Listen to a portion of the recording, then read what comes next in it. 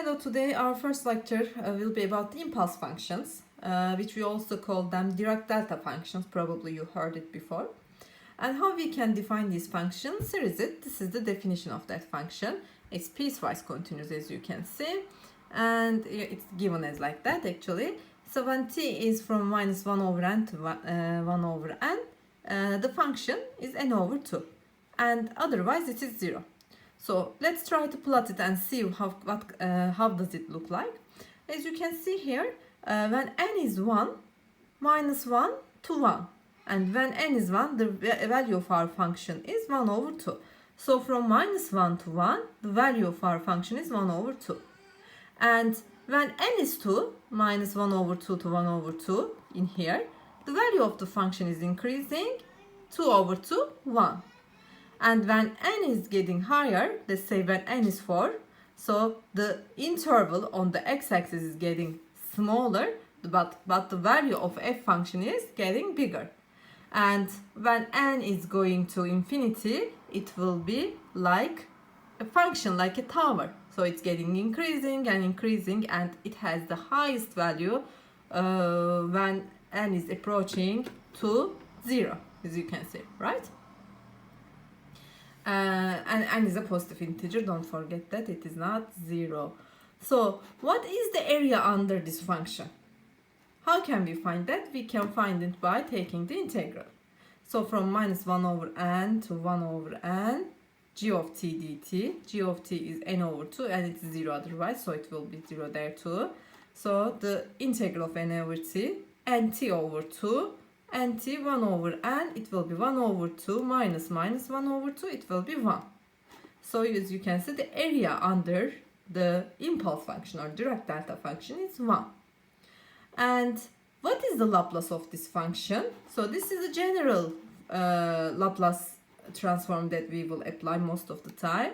So delta, Dirac delta, we can show it with this delta sign. T minus t0's Laplace is e to the minus s t0. So if t0 is 0, what is the Laplace of delta? E to the minus s. When t0 is 0, it will be 0. E to the 0 is 1. So as you can see, the Laplace of Dirac delta function is also 1, right? And how can we use this in the differential equation? As you can see, we have a non-homogeneous second order differential equation here, and our right hand side is the delta function, Dirac delta function, or the impulse function, you can say. The initial conditions are also given. So the first step, we are taking the Laplace transform of each side. Once you take the Laplace transform of each side, the left hand side, you know how to take the Laplace transform of a second derivative, s square Laplace y minus sy0 minus y prime 0. And these are already given, you can plug them right now, plus 4 times Laplace of y, s Laplace y minus y0, also you are plugged in y0 in here, plus 10 times Laplace of y. So this is the left hand side's Laplace, and the right hand side, delta t minus 5.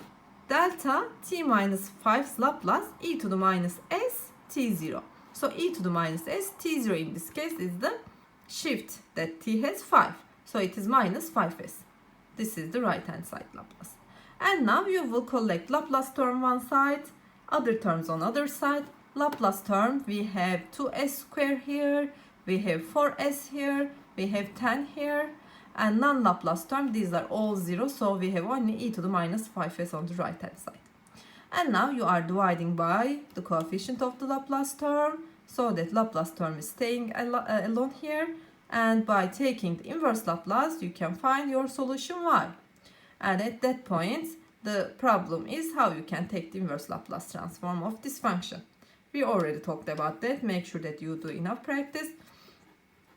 Let's remember that if you have a function that is multiplied by e to the minus cs, e to the minus 5s in our case, this is gonna go out from the inverse Laplace transform uct f t minus c. So c is 5, so it will be u5t, and the inverse Laplace transform of the remaining function, which is 1 over 2s squared plus 4s plus 10. But once we take the inverse transform, we need to apply minus 5 shift for t. So instead of t, we will plug in t minus 5.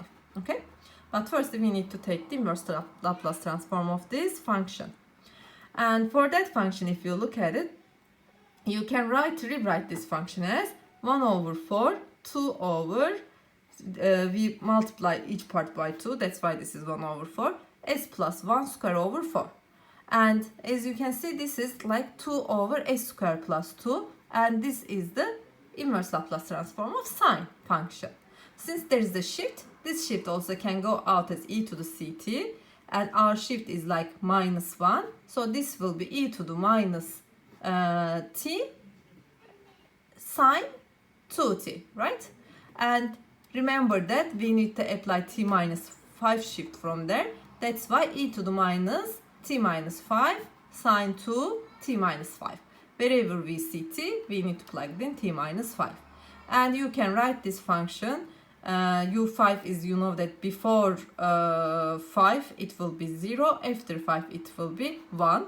So that's why when t is from 0 to 5 it will be 0, and when t is bigger than 5 it will be the function, this will be 1, the function on this part.